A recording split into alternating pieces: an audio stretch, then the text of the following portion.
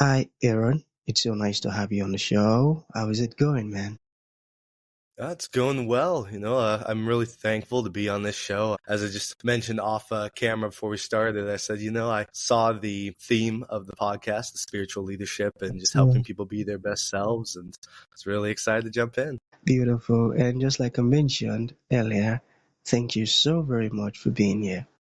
And you see, oftentimes, Aaron, I love to thank my guest for two things.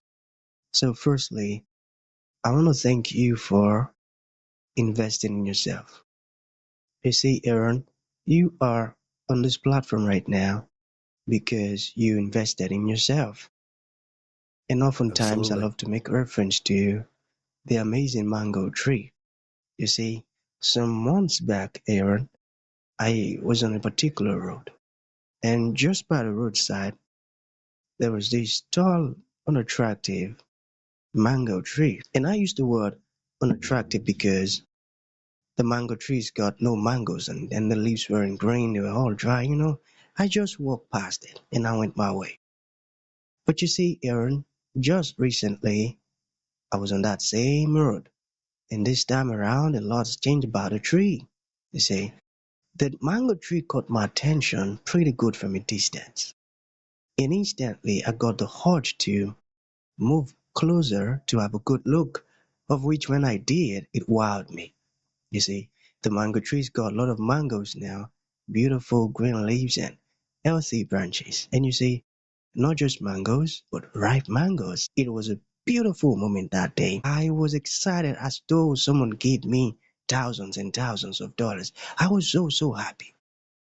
Now, my point is the fact that you dedicated your time, energy, and resources to becoming the amazing person that you are today, that alone has made it impossible for me to skip you. And that's why you see you got the request from me to be on the show. Because I was attracted to the fruit of all that you're doing. It's amazing. And I can't just take my eyes off it.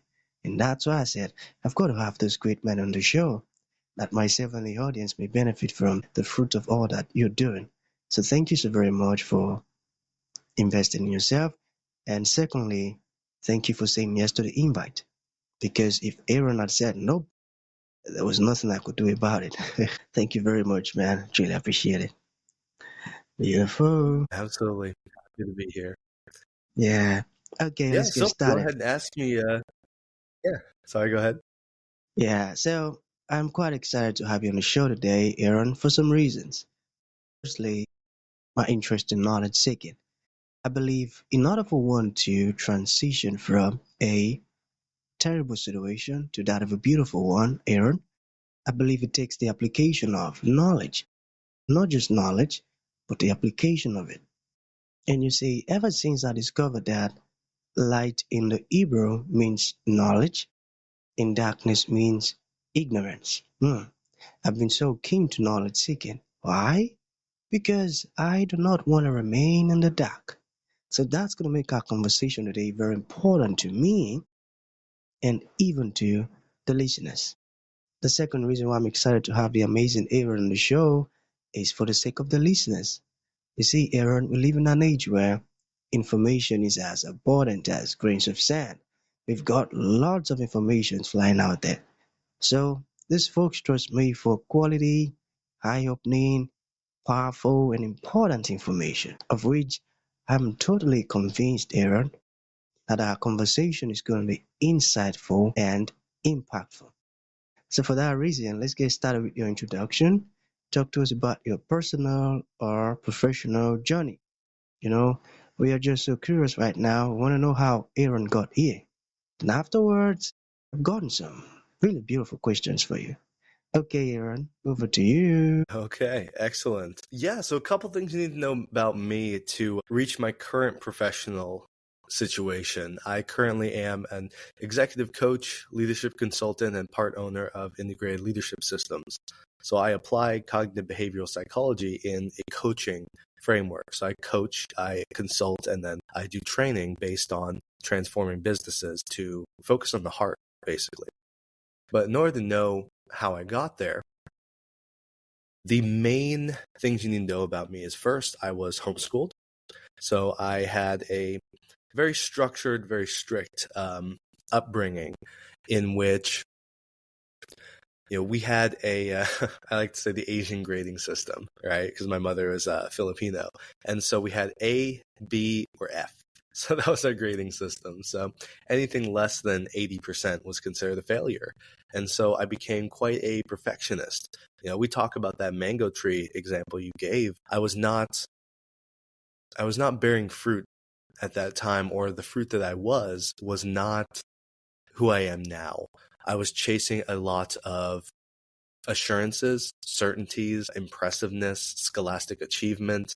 And while this is the society that we're built on, over time it started to feel a large dissonance with who I was. And so while I was still being a mango tree, I was not being that flourishing one that I could have been.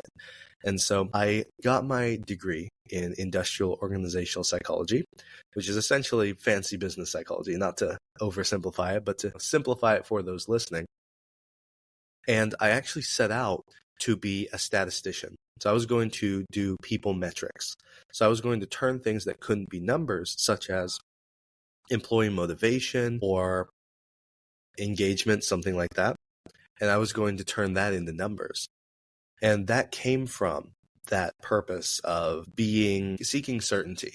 It came from that sense of being a rigid thinker, et cetera, and chasing after that certainty instead of playing in the abstraction of what being a human being is, which is also what appealed to me about your podcast here.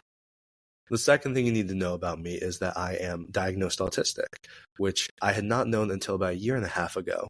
I believe 2023 in April. So actually almost 2 years at this point, in which I finally got this sense of self-acceptance, because I had always thought before that I was othered and different. And, now I do know factually that I am othered and different, but now it's a strength rather than a fear of isolation or a perceived weakness. It is a strength because I say, yes, the world as a whole is pretty messed up. They do not chase after the heart.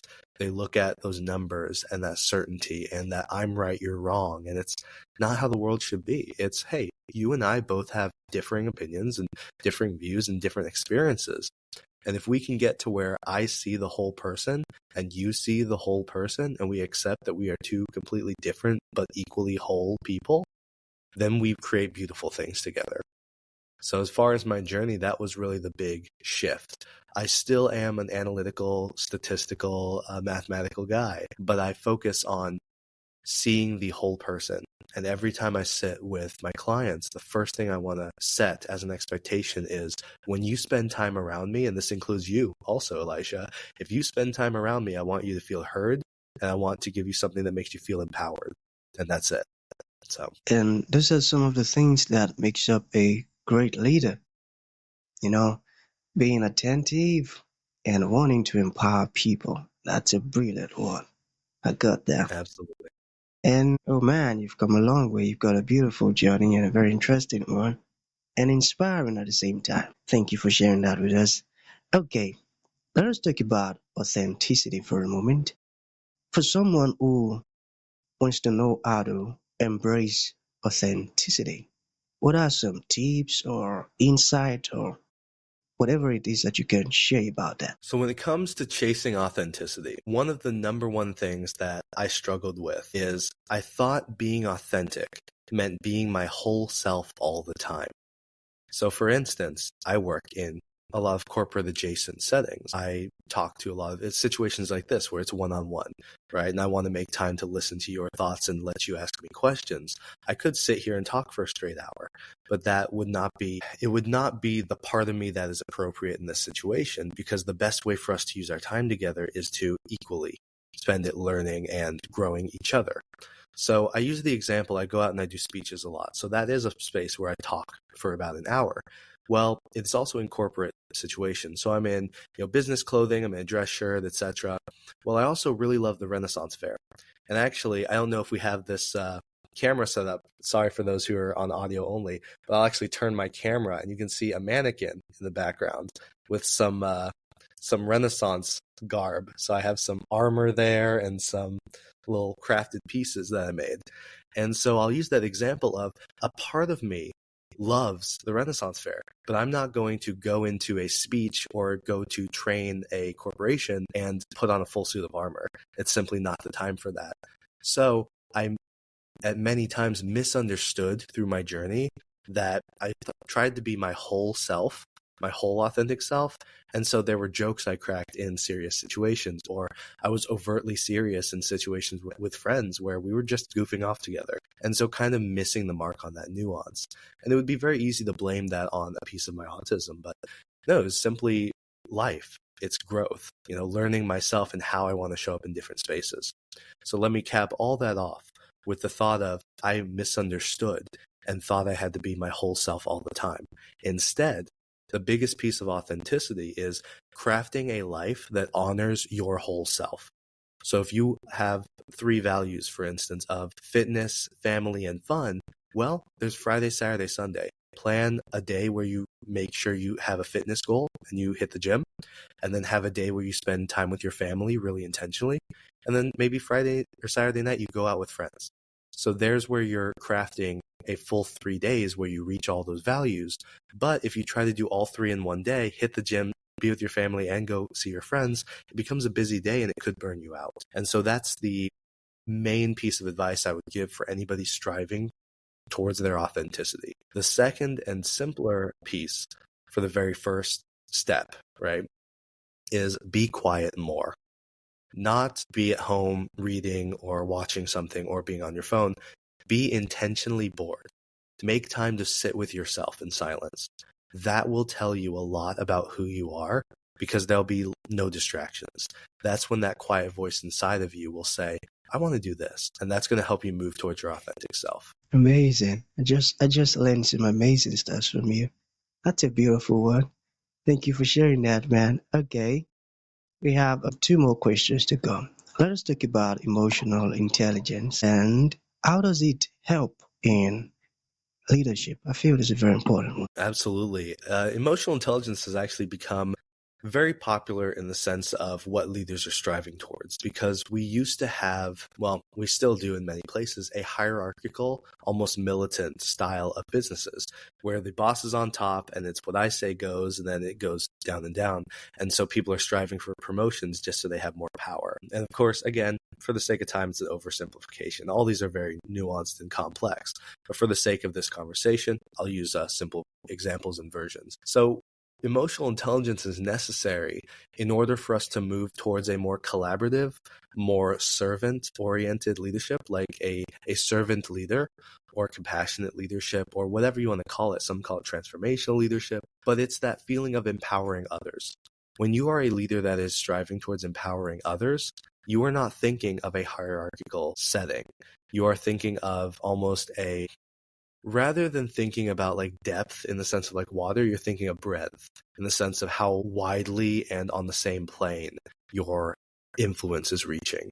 So rather than a laser light going up or down, it becomes this bathing of light, almost a cone or a spotlight or something like that, where it's washing over a large group of individuals.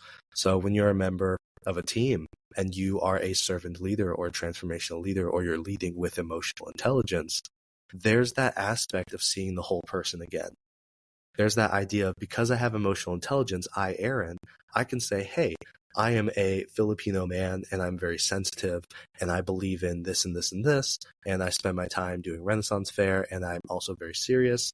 And I also love podcasts and I like my voice or whatever, right? And then I look at you, Elisha, and say, okay, your race and background and style, and you love the spirituality, you have your podcast, etc. So we are now able to connect first off on the podcast, but also if you and I just sat and had a conversation, I can see visually that you are a Black male, or at least that is how you are presenting. I don't want to assume pronouns or anything. And so I can say, you know what? What is your experience being ethnic? What is my experience being ethnic? Now we've created another vein of connection because I'm emotionally intelligent enough to say, hey, I see more than just the one thing we're connecting on. Because if we just talked about spirituality in the podcasting, that's all fine and good. But then are we going to deepen the relationship or not? So that's where the emotional intelligence comes of, I know myself, I'm noticing things in you, and we have the tools to mutually grow the relationship. And then, of course, having that piece of authenticity on top of it, of I want to empower you and be a servant leader. Amazing. Now I see why you're good at what you do. And I love the part where you mentioned servant leader. That's a great word. And I got that. So, the final question: how do you help businesses grow and improve? Absolutely. So first and foremost, I will not work with a business where I'm not working with the CEO. I might work with individuals if you are a manager or a director or even just a person that wants personal coaching. I will work with you. Way it works is that cognitive behavioral psychology, that thought. I don't have the time today to explain it in depth, but there are other podcasts, or you can always book a chat with me. I'm always happy to connect with anybody and just talk with them. But I will see your whole self and I will leave you feeling heard and empowered. So I start with the CEO. And if there is a business that, let's say, a common business is, oh, we're all a family here, which is fantastic, right? It's a great goal. However, a lot of times we are so much like a family and we love each other so much and we like each other that we don't want to not be liked. And so businesses like that tend to not have a lot of accountability. Nobody wants to be the bad guy. Because of that, there are a lack of structure and a lot of productivity is lost. And there is always hidden resentment because there's favoritism or, hey, I wish so-and-so would speak up, or there has to be a balance. And so any strength taken to an extreme becomes a weakness. So this is not to say or speak ill of family businesses, right? Where, hey, we're a family, we all like each other. That's a great thing to strive for. Also understand that there does have to be a strong arm of who is making the decision, who is actually making the final thought. So to take that example, let's say I'm transforming this business. I would work first off with the CEO. And any problem in your business, for any business owners, any problem in your business is your problem. You are responsible. If you are the person owning the business, you are responsible. So I will sit with them and I say, you know what, you're a really likable guy. I'm scared that you don't have a backbone, or something similar, of course, depending on how we communicate. I won't just come out and just have a blunt assessment. Like I said, oversimplifying things for the sake of this podcast timeline. But let's say, okay, this is a person that is afraid to not be liked. He really wants to be liked. I say, okay, let's work on that. So I want you to start setting boundaries, start stating your needs and not asking. Don't qualify. A lot of times there are people who say, let's say you're standing on my foot and I say, hey, I'm so sorry to bother you. I'm just over here. I'm just having a fun time just like you, but your foot's on my foot and it would be really nice. Well, just say, hey, your foot is on my foot. Could you step off? Thank you. That's it. Hey, your foot is on my foot. Could you step off? Thank you. But what if they think that's too mean? Well, that's not your responsibility. You have stated your needs clearly, concisely. You've given no room for misunderstanding. It's, hey, your foot is on my foot. I'd like it off. Please. Thank you. That's it. That is a healthy boundary. So I would work with that CEO who's probably doing things like qualifying. And so they're not really leading. They are just kind of asking really nicely and hoping things fall into place. So I would say, okay, that's something that we need to work on. So I'd work with the CEO. Then I would work with the executive team after about 6 months coaching the CEO. I'd work with the executive team all individually and as a team for about another 6 to 9 months. And then finally, depending on the size of the business, we would coach the staff and do a 9-month training program. All of this focused on the heart, all of this focused on making sure people feel heard and empowered. And that empowerment looks different for each person. Some people that are scared to not be liked will want to set boundaries and will have struggles with that. They will have to be building a backbone, or they will be people pleasers, and that's what we'll work on. Others need to learn how to listen more, need to shift their perspective, need to start to understand and start to see the whole people around them. And others have to start stating, hey, I'm a whole person and here's who I am. So depending on your needs, I would adjust, but ultimately I will go in to the CEO, the executive team, the upper level management, 20 people at a time. I will transform your business over 1 to 5 years, making sure that everybody feels heard and empowered to speak up. Beautiful. And that's really a great solution, because many people have become something else due to that problem. So having folks like you who are solving it, it's a lot. Thank you for all that you're doing, man. Thank you. Thank you. Yeah, okay. So to bring this to an end, Aaron, for folks who would like to reach out to you, learn more about everything we've discussed so far, or even ask questions, how can that be possible? Absolutely. You would contact me on LinkedIn, which I believe I gave you the links. If not, I can get those right after this recording. But you can find me on my LinkedIn. It is Aaron Helton. You'll see my face. Should be the same headshot that's on this podcast. If not, I feel like I look pretty similar between photos. So find me a leadership consultant. Send me a message. Do not be afraid to message me and say, hey, I heard you on the podcast. Can we chat? I am always open to connect. I'm always excited to meet new people. I'm always excited to help you feel heard and empowered. Finally, you can see our website at integratedleader.com if you want to see more about the specifics of our business, or if you want to work with a coach that just has a different profile than I do. If you want to work with a woman in there, a middle-aged woman, or if you want to work with an older gentleman, or you could work with me directly. Let's talk. Beautiful, and that's a great one. Thank you for all that you're doing. So that's going to be the end of the show. Aaron, thank you for coming, and thank you for blessing us with these amazing stuffs, man. It means a whole lot. Thank you. Thank you so much for having me. And you have a fantastic day, everybody listening.